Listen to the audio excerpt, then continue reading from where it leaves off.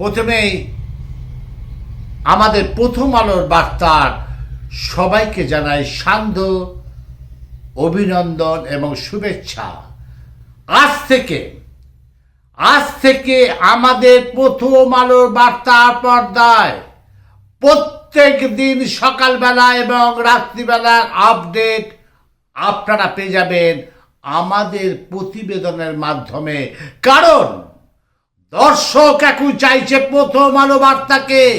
হ্যাঁ, আমাদের ফলোয়ার, আপনাদের আশীর্বাদ জড়িয়ে আছে সেই ফলোয়ারের মধ্যে। আর সেই ফলোয়ার আজ আমাদের হু করে বাড়ছে প্রথম আলো বার্তার পর্দায়।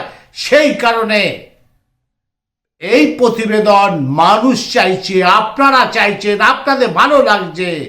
তাই আজ থেকে দিনে দুবার করে সেই প্রতিবেদন আপনাদের সামনে আমি নিয়ে আসছি প্রথম আলো বার্তার পর্দা থেকে। আমি অমল চ্যাটার্জি। প্রথমেই আমি আসছি একদম বীরভূমে, আপনাদেরকে নিয়ে যাচ্ছি সেই বীরভূম। কারণ বেশ কয়েক মাস আগে সে বীরভূমের বাদশাহ অনুব্রত মণ্ডল জামিনে ছাড়া পেয়েছে। কিন্তু সব থেকে বড় প্রশ্ন, ফের বিপুল পরিমাণ বিস্ফোরক উদ্ধার হলো রামপুরহাটের হস্তিকাঁদা গ্রামে। বিরাট খবর, একটা ব্রেকিং নিউজ আমাদের প্রথম আলো বার্তার পর্দায়। সেই অনুব্রত মণ্ডল জামিনে ছাড়া পাওয়ার পর কেন এতদিন পর বীরভূমে আবার সেই বিস্ফোরক উদ্ধার হলো? হ্যাঁ, এইবার আসছে আসল কথায়। বীরভূমে একাধিকবার পরিত্যক্ত বাড়ি থেকে একদম উদ্ধার হলো বিস্ফোরক। বীরভূমে ঝাড়খণ্ড সীমান্তবর্তী এলাকা হস্তিকাঁদা গ্রাম। আজ এই গ্রামে একাধিকবার উদ্ধার হয়েছে বিস্ফোরক। আজ ফের এনফোর্সমেন্ট ডিপার্টমেন্টের কাছে গোপনে খবর গেছিল সেই পরিত্যক্ত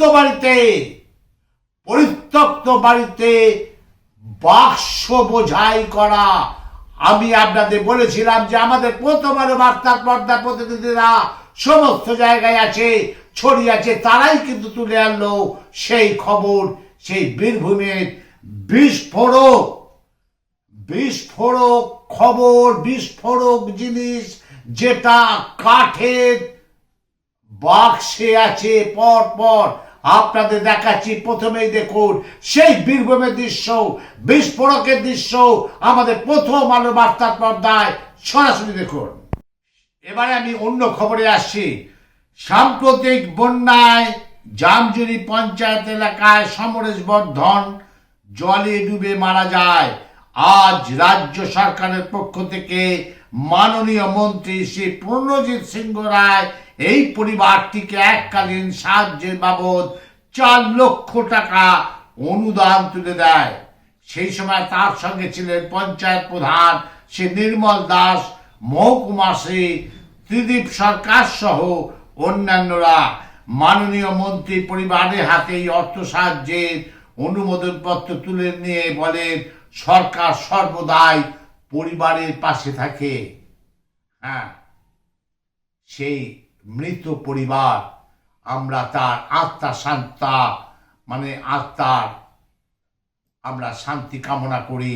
প্রথম আলো বার্তার পর্দা থেকে একটা ইয়ং ছেলে কিভাবে মারা গেল সেই দৃশ্য আমরা আপনাদের দেখিয়েছিলাম প্রথম আলো বার্তার পর্দায়। আর আজ মন্ত্রী সেই অনুদান পত্র তুলে দিল, সেই পরিবারের পাশে থাকলো।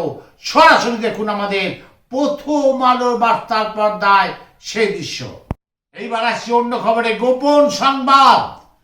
গোপন সংবাদের ভিত্তিতে অভিযান চালিয়ে তেলিয়ামুড়া মহকুমা মহাপ্রশাসন এবং মহকুমা খাদ্য জনসংযোগ সেই দপ্তর তেলিয়ামুড়া থানার পুলিশকে সঙ্গে নিয়ে শহরের গৌরাঙ্গ টিলা এলাকায় এক বাড়িতে হানাদারি চালিয়ে বাজেয়াপ্ত করল মোট 31টি গ্যাস সিলিন্ডার সহ বেশ কিছু ব্লু বুক। খবরে প্রকাশ হয়েছিল মঙ্গলবার তেলিয়ামুড়া মহকুমা প্রশাসনের কাছে গোপনে খবর আসে শহরের গৌরঙ্গ টিলা এলাকার বাসিন্দা প্রবোধচন্দ্র রায় বাড়িতে বিপুল পরিমাণ এলপিজি গ্যাস সিলিন্ডার মজুদ রয়েছে। চিন্তা করুন, মানুষ গ্যাস নিয়ে যখন পাগল, মানুষ গ্যাস নিয়ে যখন গ্যাসের দোকানে লাইন দিচ্ছে, তখন তেলিয়া মুন্ডা সেই প্রবোধচন্দ্র রায় বাড়িতে সিলিন্ডারে ভর্তি প্রায় 41 থেকে 45টা সিলিন্ডার বাজেয়াপ্ত করে রেখে দিয়েছে। হানা দিল এনফোর্সমেন্ট ডিপার্টমেন্ট। দেখুন, সরাসরি আমাদের সেই প্রথম আলো বার্তার পর্দায় সেই দুর্ধর্ষ খবর সরাসরি দেখুন। এবার আপনাদের নিয়ে আসছি বালুরঘাট, আবার সেই প্রতিবেশী দেশ বাংলাদেশ। বাংলাদেশকে নিয়ে এবার কথা সরাসরি দেখুন।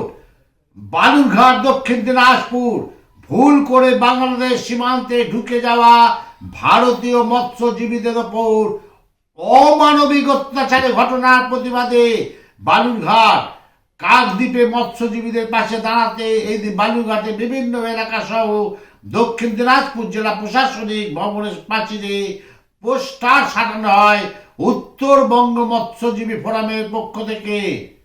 চিন্তা করুন, যেখানে গতকাল আমাদের ভারতে ঢুকে গেছিল সেই বাংলাদেশি মৎস্যজীবীরা, সেখানে রাজ্যের মুখ্যমন্ত্রী মমতা ব্যানার্জি প্রত্যেককে 10,000 টাকা দিল, জামা কাপড় দিল, এতদিন ধরে তাদেরকে খাওয়ালো, তাদের গায়ে এতটুকু আঁচড় কাটেনি। অথচ আমাদের ভারতীয় মৎস্যজীবীরা যখন বাংলাদেশে ঢুকে যায় তাদেরকে প্রচুর পেটায়, প্রচুর মারে, চোখ বন্ধ করে মারে। সেটা বালুরঘাটে আজ বিক্ষিপ্ত হয়ে গেল মানুষ। সরাসরি দেখুন আমাদের প্রথম আলো বার্তার পর্দা সেই দৃশ্য। দেখুন, পরশু দিনকে একটা মন্দির প্রত্যর্পণ চুক্তি হয়েছে, প্রত্যর্পণ হয়েওছে হলদিয়ার পাশে। সেখানে 95 জন ভারতীয় মৎস্যজীবী যারা আটকে ছিল বাংলাদেশে, তারা ফিরেছে। তারপরে তাদের দিকে তাকানো যাচ্ছে না, খুঁড়িয়ে খুঁড়িয়ে হাঁটছে, কোমর পর্যন্ত তাদের প্রায় অবশের মতো অবস্থা। প্রচণ্ড কুয়াশা, ঝড়ের মধ্যে হয়তো একটু সীমানা লঙ্ঘন হতেই পারে, একটা নৌকা নিয়ে যাচ্ছি, লঙ্ঘন হয়ে গেছে। এমনভাবে বাংলাদেশ বর্ডার গার্ড, বিজিবি, তারা উপকূল বাহিনী, তারা এমনভাবে তাদেরকে আটকে দিচ্ছে, আটকে দিয়ে প্রচণ্ড মারধর, কোমর থেকে বড় বড় বাঁশ দিয়ে, লোহার রড দিয়ে তাদের উপরে অত্যাচার, জেলখানাতে অত্যাচার, এগুলো মেনে নেওয়া যায় না, অমানবিক ব্যাপার। এই অত্যাচারের বিরুদ্ধে আমরা গোটা জেলার মানুষকে বলছি, গর্জে উঠুন। তাই পোস্টারটা আমরা লাগিয়েছি। কাকদ্বীপের মৎস্যজীবীর সাথে সাথে উত্তরবঙ্গের দক্ষিণ দিনাজপুরের মৎস্যজীবীরাও তাদের পাশে আছে, এ কথাটা আমরা জানান দিচ্ছি। এই বিএসএফ এর ক্ষেত্রে এরকম হয়। আমাদের ভূখণ্ড যেটা আছে, কাঁটাতারের বেড়ার পরে 150 মিটার ভারতীয় ভূখণ্ড, সেখানে পুকুরগুলোতে যখন মাছের পোনা ছাড়তে যাচ্ছে 6 ঘন্টা 8 ঘন্টা পরে পারমিশন হচ্ছে। আগের দিন কথা বলার পরেও এই অত্যাচার হচ্ছে, তাতে মাছের পোনা মরে যাচ্ছে। মাছ মারতে গেলেও সেই মাছ মারার টাইম তারা দিচ্ছে না। আবার বাংলাদেশের তরফ থেকে ওপারের লোক এসে সমস্ত পুকুরের মাছ বেড়ে নিয়ে চলে যাচ্ছে। কেন এত অত্যাচার মৎস্যজীবীদের উপরে, এই গরিব মানুষগুলোর উপরে? তাই তাদের উপরে অত্যাচারের বিরুদ্ধে গোটা দেশের মানুষকে, রাজ্যের মানুষকে, দক্ষিণ দিনাজপুরের মানুষকে গর্জে ওঠার কথা আমরা বলছি। এটা মেনে নেওয়া যাবে না। একদিকে বিএসএফ এর অত্যাচার, অন্যদিকে বিজিবি বাংলাদেশ বর্ডার গার্ডের অত্যাচার, এটা আমরা মানব না। আমার নাম বিশ্বজিৎ বসাক, উত্তরবঙ্গ মৎস্যজীবী ফোরামের দক্ষিণ দিনাজপুর জেলা কোঅর্ডিনেটর। এইবার আসছে দক্ষিণ দিনাজপুর। দক্ষিণ দিনাজপুর জেলা শাসককে গণ ডেপুটেশন ভারত জাকাত মাঝি পারগানা মহল, পশ্চিমবঙ্গ রাজ্য মহলের ডাকে জেলা নেতৃত্বের তরফে গণ ডেপুটেশন দেওয়া হয়। 7ই জানুয়ারি মঙ্গলবার দক্ষিণ দিনাজপুর জেলার বালুরঘাট স্টেশন থেকে মিছিল করে হাজির হয় জেলা শাসক দপ্তরে। ডেপুটেশন দেওয়ার পাশাপাশি জেলা শাসকের দপ্তরের সামনে জমায়েত হয়, বিক্ষোভ সমাবেশ করে ভারত জাকাত মাঝি পারগানা মহল দক্ষিণ দিনাজপুর জেলা নেতৃত্ব। দেখুন তাহলে সরাসরি আমাদের প্রথম আলোর বার্তার পর্দায় সে জেলা শাসকের কাছে মিছিল করে ডেপুটেশন দিতে যাচ্ছে। সরাসরি আমাদের প্রথম আলোর বার্তার পর্দায় দেখুন। মূলত বিক্ষোভটি হচ্ছে দুটো ভাগে ভাগ রয়েছে। একটা হচ্ছে রাজ্য স্তরে কিছু দাবি রয়েছে, আর কিছু দাবি রয়েছে আমাদের জেলা স্তরে বিভিন্ন সমস্যা নিয়ে। আজকে দাবিটি মূলত আদিবাসী তথা সাঁওতালদের শিক্ষা সংক্রান্ত বিষয় নিয়ে প্রথম দাবি রয়েছে। তার সঙ্গে জমি জমা রয়েছে, ফরেস্ট রাইট অ্যাক্ট রয়েছে, ল্যান্ড রেগুলেশন অ্যাক্ট এইসব জাতীয় রয়েছে। তো প্রথমত সাঁওতালি শিক্ষা, মূলত আদিবাসী বলে সাঁওতালি শিক্ষা, যেহেতু এটি ভারতের সংবিধানের অষ্টম তপশিলিযুক্ত ভাষা, এটি 2003 সালের 22 ডিসেম্বর এটি লোকসভায় পাস হয়েছিল। এখন সেটা দক্ষিণ দিনাজপুরে 4টি সাঁওতালি মিডিয়াম স্কুল চলছে এবং একটি ফার্স্ট ল্যাঙ্গুয়েজে চলছে তপন হাই স্কুলে এইচএস লেভেল। এবার সাঁওতালি মিডিয়ামের জন্য পৃথক সাঁওতালি বোর্ড না থাকার জন্য এটা ঠিকঠাক শিক্ষক রিক্রুটমেন্ট যেমন হচ্ছে না, তেমনি সাঁওতালি মিডিয়ামের ঠিকঠাক পরীক্ষাটা গড়ে উঠছে না, এটি রয়েছে। এবং তপন হাই স্কুলে যেটা উচ্চ প্রাথমিক স্তরে চলছে ফার্স্ট ল্যাঙ্গুয়েজ, সেটা পাস আউট হলে, এবছর পাস আউট হলে তারা কলেজে কেমন করে ভর্তি হবে, তার জন্য আমরা 4টি দক্ষিণ দিনাজপুর কলেজে আমরা দাবি রেখেছি যেখানে সাঁওতালিতে অনার্স পড়ানো যেন শুরু হয়। ইতিপূর্বে আমরা বালুঘাট কলেজে সেখানকার প্রিন্সিপালের সঙ্গে আমরা দাবি দেওয়া পেশ করেছি। আমরা পেশ করেছিলাম এখানে দক্ষিণ দিনাজপুর ইউনিভার্সিটির যিনি ভাইস চ্যান্সেলর রয়েছেন প্রাক্তন, ওনাকে দেওয়া হয়েছে।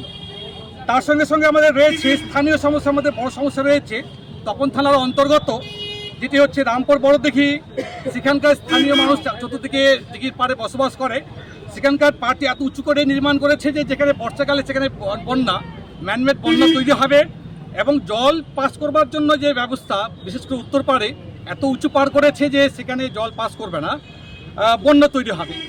এইসব স্থানীয় সমস্যা রয়েছে এবং স্থানীয় সমস্যার মধ্যে মূলত আমাদের জমি জমা সংক্রান্ত সমস্যা আমাদের রয়েছে। তাহলে দেখলেন আজকের সেই বুধবারের আপডেট আপনাদের দিয়ে দিলাম। আমি আসব সেই আবার আপনাদের সামনে বৃহস্পতিবার, অর্থাৎ আগামীকালের, আজকের রাত্রিরে, আজকের সারাদিনের আপডেট আপনাদের কাছে পৌঁছে দেবে সেই প্রথম আলো বার্তা। আজকের কিন্তু হেডলাইন থাকছে বীরভূমে আবার বিস্ফোরক উদ্ধার। হ্যাঁ, সেই বীরভূম যেটা ইতিহাসের পাতায় স্বর্ণাক্ষরে লেখা আছে, আজ আবার বীরভূমে পাওয়া গেল বিস্ফোরক। এটাই থাকবে আজকের প্রতিবেদনের হেডলাইন। আপনারা দেখতে থাকুন, সঙ্গে থাকুন, পাশে থাকুন। আমি অমর চ্যাটার্জি।